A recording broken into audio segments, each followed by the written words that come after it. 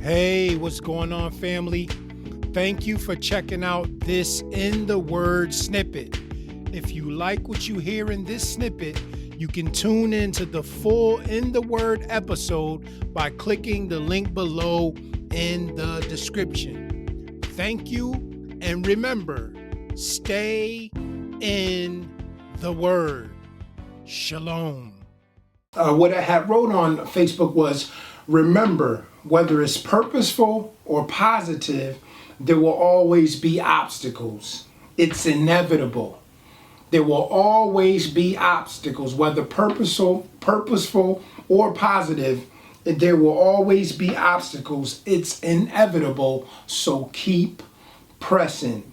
And so many people, commented and liked and put hearts because, many of us can identify with that anytime we're trying to go forward in something, that it seems like there's always something there to block us. So I just wanted to share a little bit of the story of Joseph. I think he's a great example to use when it comes to this. And many of you may know the story, many of you may not. Joseph, he was a favorite of his father to the point where his father had made a coat of many colors for him, and it was something that his brothers did not like. But one thing that really set them off, that really got them upset with Joseph is this, and I'm going to read it to you. We're going to be coming out of Genesis 37 and starting at the 5th verse. It says, "And Joseph dreamed a dream, and he told it to his brethren." And how many know we can't, sometimes it's not always good to tell everybody our dreams, but hey, this was something that was meant to happen. So we understand that now that we know the whole story. Amen. It says, "And Joseph dreamed a dream, and he told it to his brethren, and they hated him yet the more." They already hated him, but now they're fuming with him. It says, "And he said unto them, Hear, I pray you, this dream which I have dreamed. For behold, we were binding sheaves in the field, and lo, my sheaf arose and also stood upright. And behold, your sheaf stood round about and made obeisance to my sheaf." In other words, they bowed down to his sheaf. "And his brethren said to him, Shalt thou indeed reign over us? Or shalt thou indeed have dominion over us?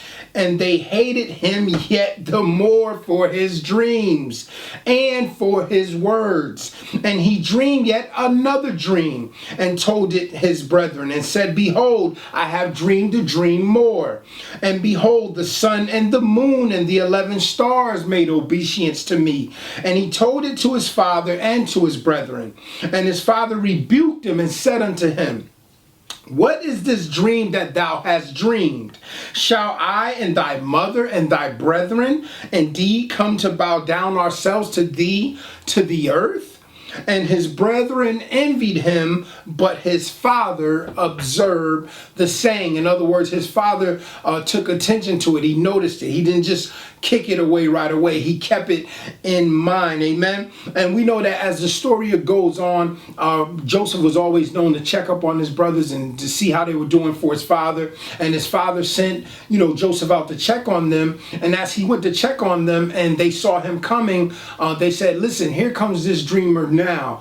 Let's kill him and see what becomes of his dreams." And to make a long story short, and when you get a chance, go read it in Genesis 37. Basically, they took Joseph, they threw him in the pit. They ended up going back, taking him out of the pit, selling him into slavery pretty much. And the list just goes on. He ended up in Potiphar's house and was lied on by Potiphar's wife. She claimed that he tried to rape her.